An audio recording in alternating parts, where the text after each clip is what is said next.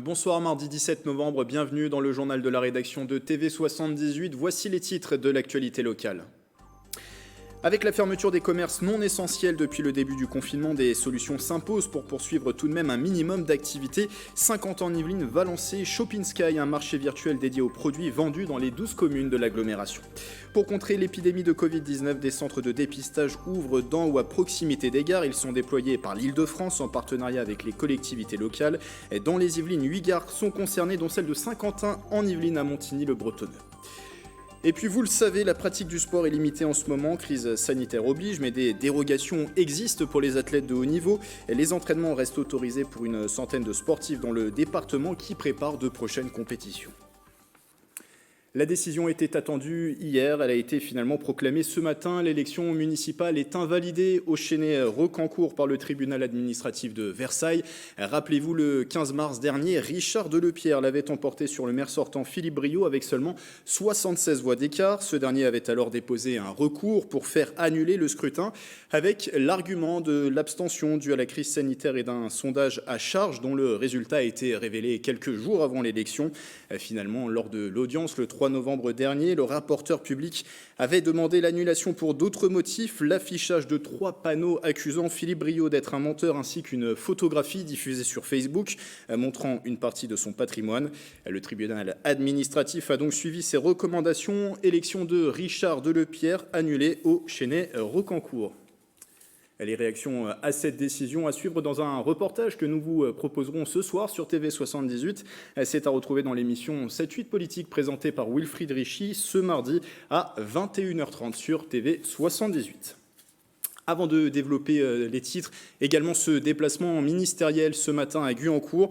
Marlène Schiappa, ministre déléguée à la citoyenneté, Elisa Moreno, ministre déléguée à l'égalité entre les femmes et les hommes, et Adrien Taquet, secrétaire d'État, visitaient la plateforme de lutte contre les violences sexuelles et sexistes. La plateforme à Guyancourt a été créée il y a 2 ans, installée au 3e étage du commissariat. 30 policiers s'y relaient pour un service 7 jours sur 7 et 24 heures sur 24. Ils dialoguent via chat avec les victimes. Et depuis le 30 octobre et le reconfinement, le site a enregistré une hausse de 15% des signalements des victimes. Et si vous avez besoin ou si vous êtes témoin de ces violences, des dispositifs d'alerte existent. Les informations dans le lien qui s'affiche en bas de l'écran. Une autre visite dans le département, celle de Barbara Pompili, ministre de la Transition écologique. Elle a visité hier la nouvelle déchetterie de l'agglomération Versailles-Grand Parc qui est installée dans la commune. À l'occasion de rappeler que contrairement au premier confinement, les déchetteries restent ouvertes en ce moment.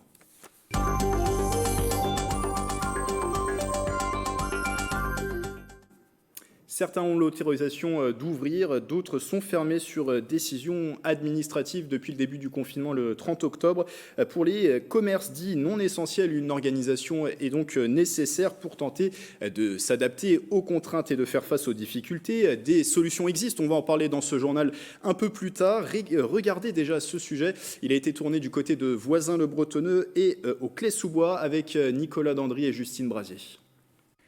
Il est fermé depuis le vendredi 30 octobre. Ce centre esthétique de Voisins-le-Bretonneux ne peut plus proposer de soins aux clients. Épilation, minceur, anti-âge, des prestations proposées par Nathalie Puig. Aujourd'hui, elle compte sur la vente de produits sur une boutique en ligne. Cette activité représente 30% de son chiffre d'affaires. La fermeture administrative, une décision difficile à comprendre. Où se situe le non-essentiel quand on dispense du bien-être auprès de la clientèle ? Mais c'est surtout que nous, les petits commerçants, et je parle au nom de tous ceux de Saint-Quentin et tous ceux qui sont en France, on a pris des mesures sanitaires exceptionnellement strictes et qu'on ne comprend pas la raison de ce 2 poids 2 mesures, puisque les grandes enseignes sont, elles, ouvertes. Dans le centre-ville des Clés-sous-Bois, cette boutique de décoration n'est pas un commerce dit essentiel. Face à cette situation, sa dirigeante Dominique Duguet s'est adaptée. Là, la situation est très très compliquée puisque nous sommes sur des mois très forts en chiffre d'affaires, donc la fermeture du magasin est catastrophique en fait. Et on a fait un site très très rapidement. En 3 jours, on a mis 650 produits sur le net. On n'avait pas de site de vente. On a travaillé, j'ai 2 alternants qui travaillent avec moi, plus ma famille. On s'est tous mis à faire ce fameux site. Au-delà du site internet, la commerçante utilise aussi les réseaux sociaux en faisant de la visio-shopping, un fonctionnement virtuel en attendant de pouvoir ouvrir les portes de sa boutique. Justement, pour accompagner les commerçants dans cette phase difficile, notamment dans leur transition numérique, l'agglomération de Saint-Quentin en Yvelines propose un nouvel outil, Shopping Sky. C'est un marché virtuel réunissant les commerçants des 12 communes de l'agglomération. Cette application sera disponible prochainement sur l'App Store et Google Play. Plus de précisions dans cette interview menée par Nicolas Dandry. Il faudra s'habituer dorénavant à l'application Shopping Sky, le marché virtuel de Saint-Quentin en Yvelines qui regroupe l'ensemble des commerçants présents sur l'agglomération, dans les 12 communes de l'agglomération de Saint-Quentin en Yvelines. Et pour en parler, nous sommes avec Didier Fischer. Bonjour. Bonjour. Vous êtes vice-président en charge des commerces. Alors, qu'est-ce que c'est Shopping Sky ? Shopping Sky, c'est une application importante, évidemment, puisqu'elle permet pour les clients d'avoir dans leur poche l'ensemble des commerces de Saint-Quentin, et pour les commerces d'être en contact, effectivement, d'être une boutique en ligne en quelque sorte, et être en contact avec leurs clients. Pourquoi les 12 communes ont décidé de lancer ce marketplace, cette place du marché virtuel de Saint-Quentin en Yvelines ? Alors, c'était une idée qui existait depuis quelques mois, mais dans le contexte actuel, vous pouvez comprendre qu'on a accéléré le processus parce que c'est une aide indispensable à l'heure actuelle aux clients. On parle beaucoup à l'heure actuelle du click and collect. Et c'est cela d'une certaine façon. C'est cela, et c'est mettre à disposition des commerçants une application qui est une application gratuite pour eux et qui va permettre, en principe, de les aider dans la période actuelle. Concrètement, comment ça va se dérouler pour les téléspectateurs qui nous regardent, les Saint-Quentinois qui nous regardent ? Concrètement, je dirais d'ici le 20, je pense, c'est le 20 novembre, l'application sera en ligne. Il suffira pour eux de charger cette application et ensuite, ils n'ont plus qu'à naviguer sur cette application, choisir les commerces dans lesquels ils souhaitent d'une manière se rendre déjà dans un premier temps d'une manière virtuelle et ensuite d'une manière plus concrète en allant retirer les produits qu'ils ont achetés. Quelle est votre stratégie finalement derrière le lancement de cette application ? La stratégie, c'est une stratégie d'aide à l'heure actuelle au commerce, de développer aussi à terme un peu plus le commerce en ligne. Et nous le voyons aujourd'hui dans le contexte de crise, c'est une nécessité absolue. Alors, dans le contexte de crise, ça peut être destiné à des commerces, des sociétés qui sont fermées administrativement, mais à terme, du coup, c'est aussi, je suppose, développer les produits locaux, tous les produits qui peuvent être produits sur le territoire de Saint-Quentin en Yvelines. Bien sûr, ça a aussi cette importance-là, ça a aussi cette vocation-là. On est là avec une application qui peut amener en effet ce type de développement. Dernière question, quel type de produits on peut retrouver du coup ? Tous les produits, pratiquement tous les produits aujourd'hui, évidemment tous les produits de première nécessité, tout ce qui est l'alimentaire, mais pas seulement l'alimentaire. Là, tous les commerces pourront en effet, participer à cette application. Merci Didier Fischer. Je vous en prie. Vice-président en charge du commerce à Saint-Quentin en Yvelines, donc lancement de l'application Shopping Sky le 20 novembre prochain. Et c'est la start-up yvelinoise Commercea qui a été choisie par Saint-Quentin en Yvelines pour développer Shopping Sky. Les détails dans cette interview express.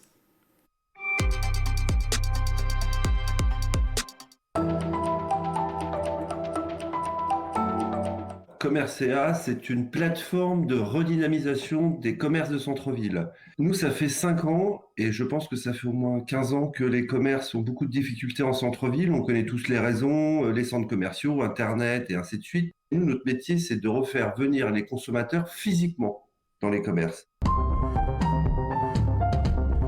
Chaque ville va avoir une couleur, un nom, un vrai identifiant pour créer une vraie marque. Tous les commerçants de la ville qui vont pouvoir y adhérer parce que nous, notre client, c'est la mairie et la mairie va mettre à disposition de ces commerçants tout le système, c'est-à-dire la fidélité, les bons plans, le couponing, l'annuaire, le click and collect. Alors le consommateur, lui, va avoir une application qui va avoir le nom de sa ville, on l'a bien compris, donc il va y adhérer très facilement et là, il va retrouver déjà tous ces commerces pour pouvoir voir la diversification qu'il y a dans sa ville et il va surtout pouvoir avoir de la fidélité, c'est-à-dire qu'il va pouvoir consommer dans chaque commerce de sa ville, gagner des points et avoir des avantages dans ces commerces. Des avantages, c'est des vraies réductions financières sur ses prochains achats. on est en contact avec Saint-Quentin-Yvelines depuis assez longtemps, mais le Covid a accéléré les choses, évidemment. Nous, ce qui nous a intéressé dans Saint-Quentin-Yvelines, c'est que c'est 12 communes. Donc, c'est vraiment la preuve que l'on peut, en plus de travailler sur une ville, travailler sur un ensemble de villes ou de villages. Et demain mercredi, ne manquez pas un nouveau numéro du 7-8 Société. Ce sera justement consacré à la thématique de la transition numérique pour les commerces locaux.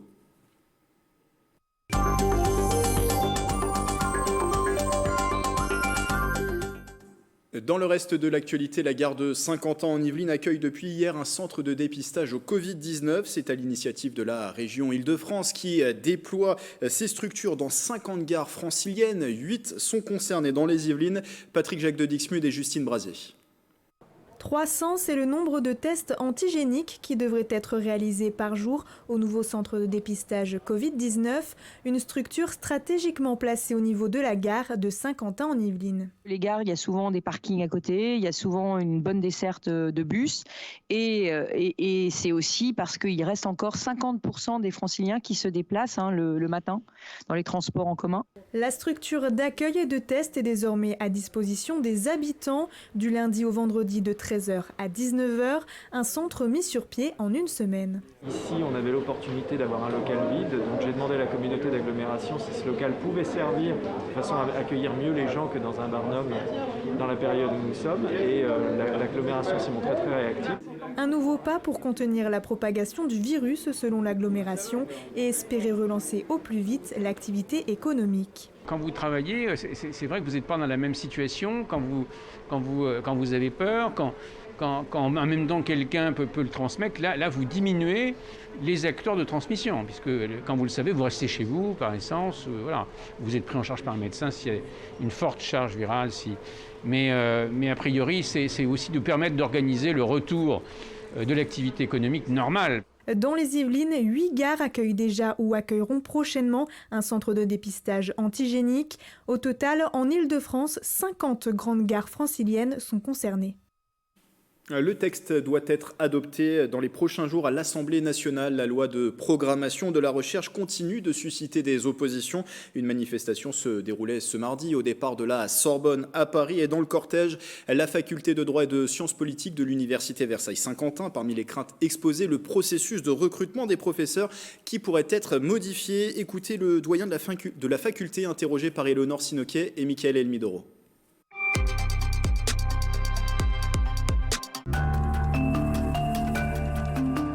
Cette loi de programmation pluriannuelle pour la recherche a été amendée au début du mois de novembre de façon assez inattendue en modifiant les conditions d'accès des enseignants-chercheurs, maîtres de conférences et professeurs des universités aux carrières d'enseignants-chercheurs au sein des universités. L'idée étant donc à terme de permettre une plus grande autonomie aux universités pour recruter directement les enseignants-chercheurs. Et c'est précisément à ce propos que je parlais de cohésion territoriale pour la qualité de l'enseignement supérieur et de la recherche, c'est que selon les universités, on pourrait trouver, en fonction de contraintes et d'un risque de localisme, au fond, des enseignants-chercheurs qui seraient recrutés sur des critères qui ne seraient pas suffisamment exigeants, au fond. La mobilisation est très forte. Elle vient de toutes les universités avec des modalités très variables. Ce sont des courriers adressés aux députés, aux sénateurs, au président de la République, au Premier ministre et évidemment à la ministre de l'Enseignement supérieur et de la Recherche. La mobilisation se joue au sein de chaque établissement par des motions proposées au conseil de faculté ou du FR, par également des opérations de chaises vides au fond dans nos instances et ou par des mouvements locaux qualifiés notamment de mouvements écran noir, c'est-à-dire le choix que certains collègues font de ne pas dispenser leurs cours là pour l'instant à distance. Et puis s'ajoute à cela la manifestation qui a été organisée cet après-midi à 15h à la Sorbonne. Ce que nous attendons, c'est de réouvrir le débat, de supprimer cet amendement et d'ouvrir un dialogue constructif avec, en l'occurrence, les sachants, c'est-à-dire les universitaires qui ont aussi une force de proposition et de fonder une évolution éventuelle du système sur une concertation avec les intéressés. L'actualité, c'est aussi ces derniers chiffres de la précarité dans les Yvelines. 12 000 ménages du département ont été accueillis en 2019 par le Secours catholique.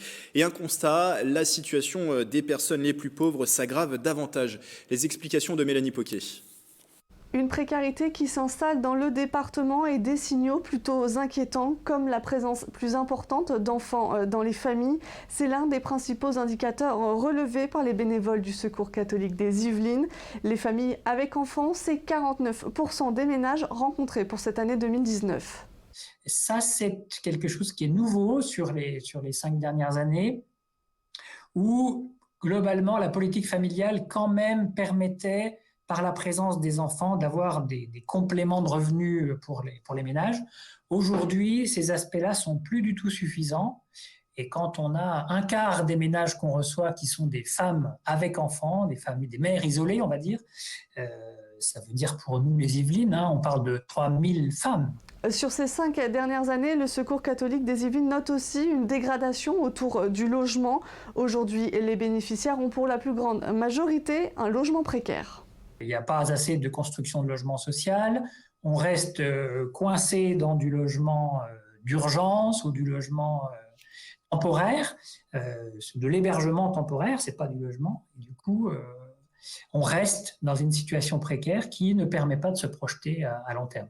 Autre donnée nouvelle pour l'année 2019, la proportion d'étrangers parmi les personnes accueillies, une proportion stable pour la France, mais qui devient majoritaire pour la région francilienne et les Yvelines. 69% des ménages rencontrés sont de nationalité étrangère. S'ils viennent chez nous, c'est qu'il y a une dégradation de leur niveau économique, de leur situation, et notamment pas de droit à l'emploi, pas de droit au travail, une précarisation finalement qui se renforce. Et du coup, forcément, ils viennent nous rencontrer. À noter que ce sont les chiffres pour l'année 2019 avec la crise sanitaire que connaît la France depuis le mois de mars dernier. Certaines associations tirent la sonnette d'alarme. 1 million de Français seraient passés sous le seuil de pauvreté dans le courant de cette année 2020. Ils rejoindraient les 9,3 millions de Français déjà recensés. Dans les Yvelines, le Secours catholique a notamment été sollicité par des étudiants et des retraités et c'est un public plutôt nouveau. Justement, à propos de la hausse de la précarité, le cri d'alarme de 105 maires, présidents d'agglomération et représentants d'associations au président de la République, c'est une lettre ouverte transmise samedi à Emmanuel Macron pour, je cite, l'égalité républicaine dans les quartiers prioritaires, nommé appel du 14 novembre. Parmi les signataires, une dizaine d'élus des Yvelines, Joséphine Coleman-Berger, maire de Plaisir, Catherine Arnoux de Chanteloup-les-Vignes, Nicolas Dainville pour la Verrière ou encore Sonia Brault, édile de Saint-Cyr-l'École. Dans ce courrier, les élus demandent des actes au chef de l'État 3 ans après le discours de Tourcoing où il promettait un plan de mobilisation nationale pour les quartiers populaires. L'ambition se fait encore attendre, disent les signataires. Ces derniers dénoncent en pleine crise sanitaire une non-assistance au territoire en danger et regrettent que les villes et les quartiers prioritaires n'aient pas été assez pris en compte par le plan de relance présenté par le gouvernement. Tout autre chose à présent avec ce concept insolite qui s'est installé en bord de Seine, c'est à Sartrouville. Un food conteneur a été inauguré début novembre. Les détails avec Éléonore Sinoquet. Une ferme, un conteneur maritime, 2 choses qui ne devaient pas se rencontrer. Et pourtant, c'est le pari fou de la société indépendante Living Base. Elle vient d'inaugurer son food conteneur complètement autonome.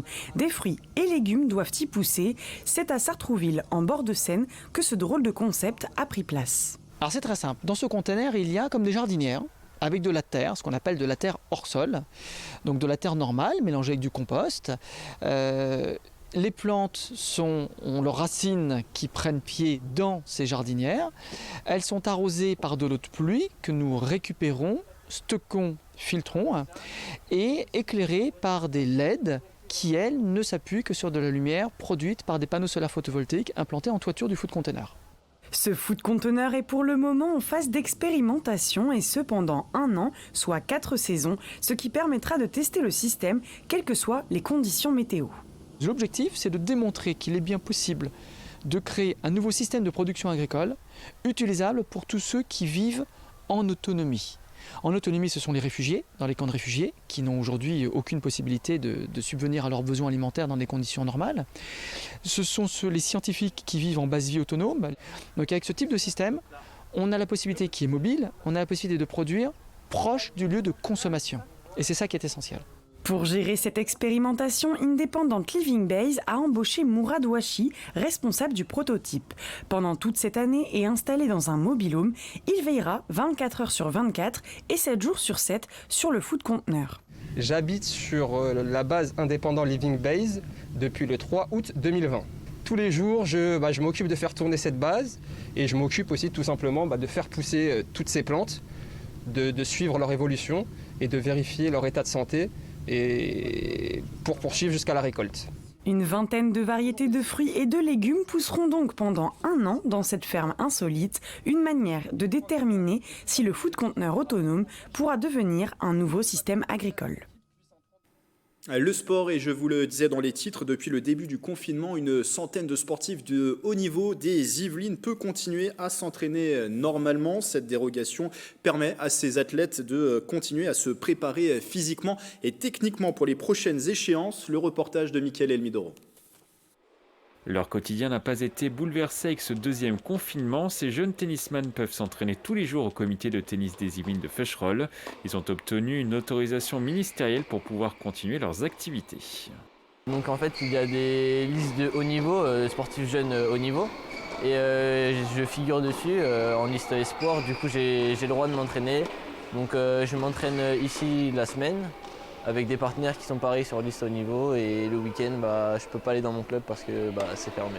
C'est vrai que c'est quand même une chance que je puisse m'entraîner aujourd'hui, alors que je sais qu'il y a beaucoup de monde qui aimerait être à ma place. Ici, à Feucherolles, ils sont une dizaine à s'entraîner du matin au soir, un vrai plus par rapport au premier confinement selon les encadrants. Pendant le premier confinement du mois de mars, en fait, les enfants ont continué à faire du travail physique chez eux, mais malgré tout, ils ont quand même beaucoup perdu et on a mis du temps à retrouver un niveau correct. Donc là, l'avantage, c'est que les entraînements se poursuivent, donc il y a moins de pertes. Ces tennisman ne sont pas les seuls à s'entraîner dans les Yvelines. Ils sont des centaines de sportifs à avoir obtenu cette dérogation des catégories espoirs aux élites. On retrouve notamment des athlètes susceptibles de partir au JO de Tokyo l'été prochain, comme le Versaillais Thomas Barouk, médaillé de bronze en aviron en 2016 à Rio. Si on n'avait pas pu aller dehors s'entraîner sur l'eau, on aurait quand même pu faire ce qu'on a fait au printemps dernier, continuer le travail physique. Ça permet de maintenir le travail physiologique, mais voilà, dans notre sport, il n'y a pas que de la physiologie, il y a aussi beaucoup de techniques, beaucoup de précision et de sensations, et quand on n'est pas sur l'eau, on ne les a pas. Cette dérogation s'appliquera jusqu'à la fin du confinement, au minimum jusqu'au 1er décembre. Et concernant la pratique amateur, on a d'ailleurs appris aujourd'hui qu'Emmanuel Macron était favorable à une reprise du sport dans les clubs pour les mineurs uniquement, et ce dès décembre. Un point sera fait le 1er décembre et une décision sera annoncée en fonction de l'évolution de la crise sanitaire. Le gouvernement travaille sur un protocole renforcé et sur la mise en place d'un nouveau masque dit respirant pour faire du sport. Et puis avant de vous laisser cette information, il était à Manille-les-Hameaux le fondateur du comité local de la FNACA, la Fédération nationale des anciens combattants en Algérie, Maroc et Tunisie. Jean Girard s'est éteint le week-end dernier. Nous l'avions rencontré à de nombreuses reprises au fil de reportages. Appelé en juillet 1958, il passera 22 mois en Algérie. Il tenait à participer au travail de mémoire dans les écoles de la commune et à assister à toutes les cérémonies. Il était aussi le fondateur du comité local du Téléthon, aujourd'hui l'une des associations les plus prolifiques dans les Yvelines. La commune de Manille-les-Hameaux, par la voix de son maire Bertrand Houillon, lui avait fait une promesse, celle de la continuité du lien et de l'accompagnement des adhérents et de la transmission de la mémoire pour la paix. En accord avec sa famille, des feuillets sont à disposition en mairie pour lui rendre hommage. Voilà, c'est la fin de ce journal. Merci de votre fidélité. Très belle soirée avec TV78.